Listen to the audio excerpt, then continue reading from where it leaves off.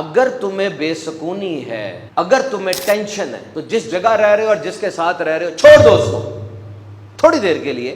اور اب جس نئی جگہ پر جاؤ نا، صرف جسمانی طور پہ نہیں جانا، دماغی طور پہ بھی وہاں جا کے سیٹل ہونا ہے. پرانی باتوں کو تھوڑی دیر کے لیے بھول جاؤ، مشینیں بند کر دو اور مشینی آوازوں کو بھی بند کر دو. اور یہ جو فیس بک کی ریل کے پیچھے بیک گراؤنڈ میوزک نہیں چل رہا ہوتا جو آپ کے دماغ میں بھی چل رہا ہے، اس کو بھی سوئچ آف کرو. ڈائلاگ گانے سارے بند کر دو، وضو کرو اور قرآن کھولو. دیکھو تمہارا رب تم سے کیا فرما رہا ہے. دیکھو نا، کھولو.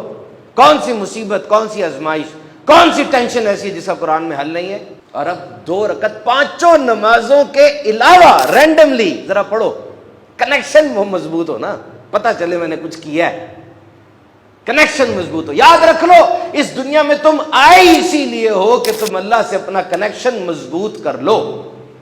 دس از دا اونلی پرپز. لیکن موبائل، دوست، ہوٹل، سیر و تفریح، پیسہ پیسہ پیسہ، اللہ کو یاد کم کرتے ہیں ہم، ہے نا. اللہ کو اتنا یاد نہیں کرتے. یہ کنیکشن مضبوط کیسے ہوگا؟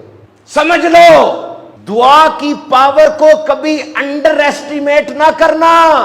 صبر کے دامن کو تھام لو، شکر کیا کرو.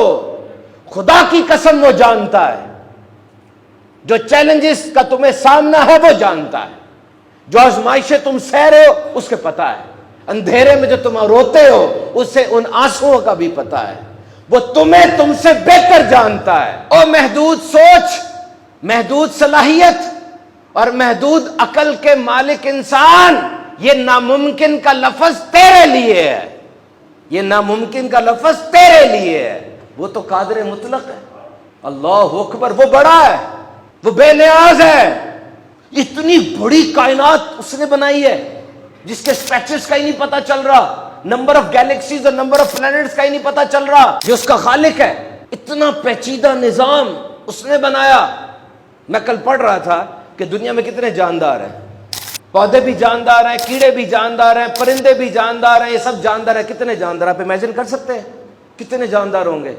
20 کوانٹلین، یعنی 20 کے آگے 30 زیرو لگیں گے پھر. اور حیران ہو جائیں.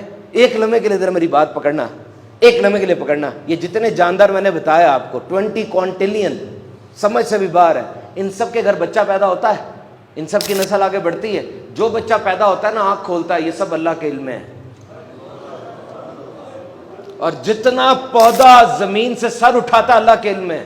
جو قطرہ پانی کا آسمان سے زمین پر آتا ہے، ایک ایک قطرہ اس کے علم میں ہے.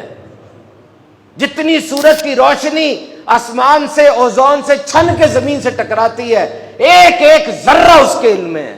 تم کہتے ہو ناممکن، تم طریقے ڈھونڈتے ہو، تم محتاج ہو گئے اس کے.